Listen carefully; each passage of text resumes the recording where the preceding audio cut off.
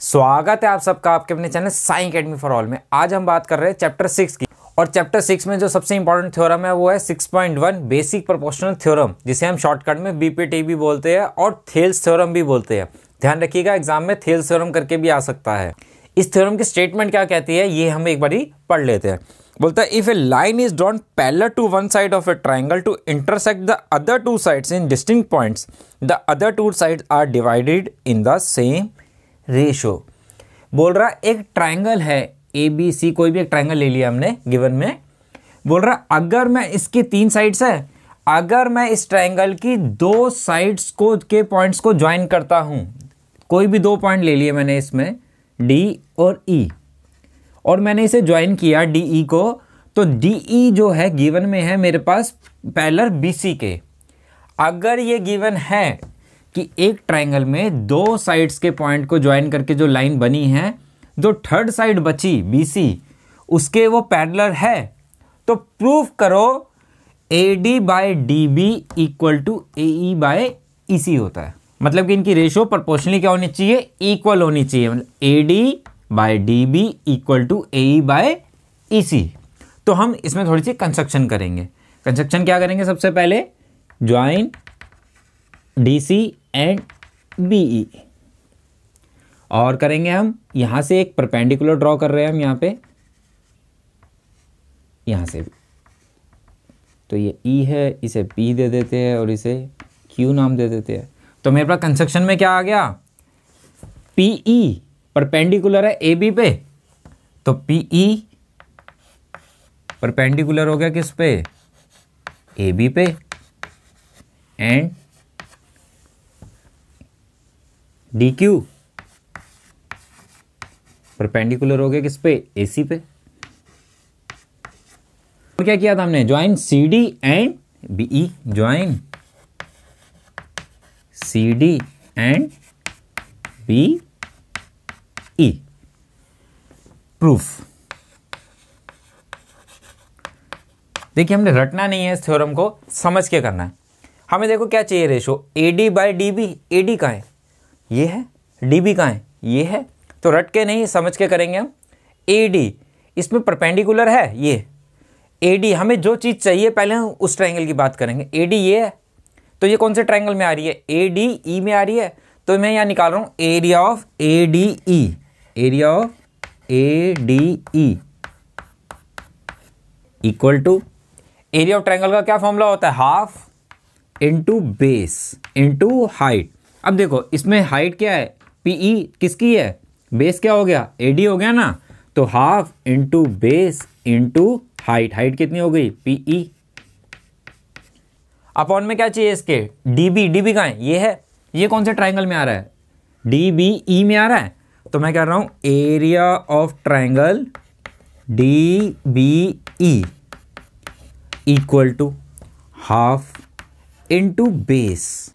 अब ट्राइंगल अगर DBE में देख रहे हैं तो हाइट तो है ही नहीं, हाइट नहीं है तो बेस क्या ले। देखो कितना चाहिए मुझे DB, अब DB तो मैंने बेस ले लिया क्योंकि AD बाई DB चाहिए, लेकिन हाइट क्या होगी इसकी, इस ट्राइंगल की हाइट क्या होगी, हाइट जो इस ट्राइंगल की होगी EP ही होगी। क्यों होगी, क्योंकि यह है ट्राइंगल ऑब्ट्यूज ट्राइंगल। अब देखो ऑब्ट्यूज ट्राइंगल में क्या होता है, ये एक ट्राइंगल है मेरे पास, अब इसमें हाइट तो है नहीं क्योंकि एल्टीट्यूड नहीं है। तो हम क्या करते हैं, इसको थोड़ा सा अगर मैं एक्सटेंड कर दूं यहाँ पे थोड़ा सा, तो ये क्या बन गई, इसकी हाइट हो जाती है। तो ऑब्ट्यूज ट्राइंगल में क्या होता है, तो हाइट जो है बाहर की भी हो सकती है, जो नहीं कि अंदर की हो। हमें हाइट चाहिए ना ट्राइंगल की, तो ट्राइंगल की हाइट तो यही होगी ना। अगर हम एक्सटेंड करते हैं किसी साइड को तो वहाँ से भी हम हाइट ड्रॉ कर सकते हैं ऑब्ट्यूज ट्राइंगल की। तो ये ऑब्ट्यूज ट्राइंगल है। अगर मैं इसको एक्सटेंड कर दूं BD को कहाँ तक, BA तक, तो उसकी हाइट कितनी हो जाएगी, PE हो जाएगी। तो यहाँ पे PE इसकी क्या हो जाएगी, हाइट हो जाएगी। हमें चाहिए रेशो में, रेशो में चाहिए ना, तो मैं यहीं पे रेशो में बना लेता हूँ इसको। आप अलग अलग कीजिएगा नीचे, मैंने यहीं कर दिया। अपॉन में 1/2 से 1/2, PE से PE कट गया, तो इक्वल टू कितना बच गया मेरे पास, बच गया AD बाय DB, ये होगी फर्स्ट। अब देखते हैं हमें क्या चाहिए, ए ई बाई ई सी। तो अब उधर आ जाओ, ए ई का ये रहा, तो इसका बेस ट्राइंगल कौन सा हो जाएगा, ए डी ई हो जाएगा। तो area of triangle A D E equal to 1/2। अब ए ई की बात हो रही है तो बेस क्या हो जाएगा, ए ई हो जाएगा इसका, और हाइट कितनी हो जाएगी, डी क्यू। तो हाफ इंटू बेस कितना हो गया, ए ई, और हाइट कितनी हो गई इसकी, डी क्यू। अब कितना चाहिए, ई सी। ई सी कहाँ है, ये रहा।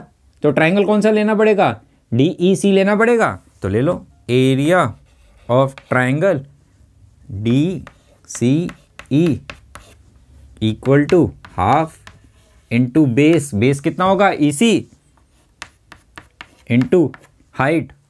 हाइट क्या होगी इसकी, ये है, तो इसकी हाइट एक्सटेंड करता सी ई को, तो कहाँ तक, ए सी हो जाता। ए सी पे एल्टीट्यूड कितना है, डी क्यू, तो इंटू डी क्यू।